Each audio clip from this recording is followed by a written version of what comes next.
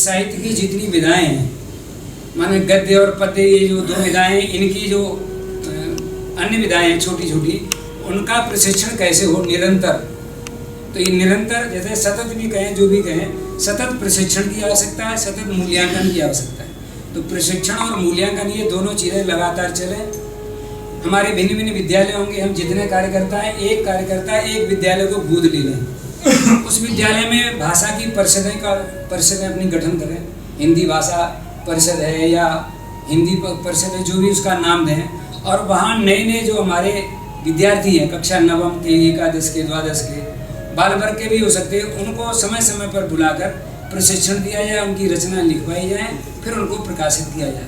तो धीरे धीरे क्या होगा कि आज जो शिशु वर्ग में, बाल वर्ग में, किशोर में, हमारे 10 साल बाद वो तरुण होंगे, एक युवा तरुण वर्ग एक राष्ट्रीय विचारधारा को लेकर के एक लंबी श्रृंखला बन जाएगी कवियों की। जो हमारे विचार, जो हमारी, जो आप सबका जो विचार है, जिसके लिए हम लोग निश्चिंतित रहते हैं कि ये नहीं हो रहा, वो नहीं हो रहा, वो हमारी वो युवा पीढ़ी करके दिखाएगी। ये उनके अंदर, जैसे कहते हैं कि भावना हमें निर्माण करनी है, ऐसा लिखना, ऐसा लिखना। हमने ये भी देखा है कि डॉक्टर कुंवर बेचैन हों, चाहे उनके अलावा अन्य कोई रचनाकार हों, किशोरावस्था से उन्होंने लिखना प्रारंभ किया। किशोरावस्था में जैसे बिंब विधान क्या है, दृश्य विधान क्या है, विचलन क्या है, समानांतरता क्या है, काव्य की शैली क्या क्या है, ये सारी चर्चा जब होगी काव्य की प्रशिक्षण में, तो वो बच्चे हमारे जो है बहुत अच्छा लिखेंगे। ये मेरी एक प्रार्थना है, ये काम होना चाहिए। ऐसी कुछ बातें और भी भिन्न भिन्न हो सकती हैं। जैसे एक बात चर्चा में आई थी कि किसी ने जैसे कुछ बोला और एक बार उन्होंने कह दिया कि भाई साहब सॉरी, हमने उसको तुरंत डांट दिया। सॉरी कहने की क्या ज़रूरत है, हिंदी भाषा पर है, हिंदी में क्यों नहीं बोले? बोले भाई मैं क्या करूँ, मैं अकस्मात बीमार हो गया। अकस्मात नहीं होता, अकस्मात बोलो।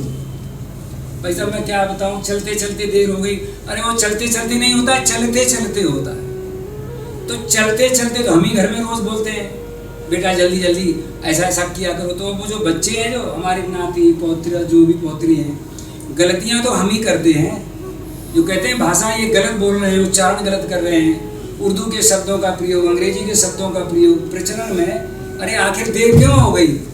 तो हम अंततः अगर घर में बोलेंगे तो धीरे धीरे बच्चे अंततः सीख जाएंगे। आखिर कोई बात नहीं, खैर कोई बात नहीं। खैर शब्द हमारा छोटा बच्चा जो गोद में है, अभी LKG अपर KG में पढ़ रहा है, वो खैर कहाँ से सीख के आ गया? अभी तो स्कूल में भी नहीं गया। तो ये ऐसे छोटे छोटे जितने शब्द हैं वो हमने तो सिखा दिए, और कहते हैं क्या कि बच्चे बड़े खराब हो गए, युवा पीढ़ी तो बड़ी खराब है, ये कुछ सुनती ही नहीं है। खराब तो हमने किया है। हमारी प्रार्थना है कि जो जिम्मेदार हैं, जो जिन पर ये हम सभी जिम्मेदार हैं, तो ये दायित्व हम जरूर लें कि हम किसी की ऐसी उपेक्षा न करें, आलोचना न करें, उनको प्रोत्साहित करें कि शाबाश बहुत अच्छा है, मतलब भिन्न भिन्न प्रकार से, और फिर वो धीरे धीरे आगे बढ़ेंगे।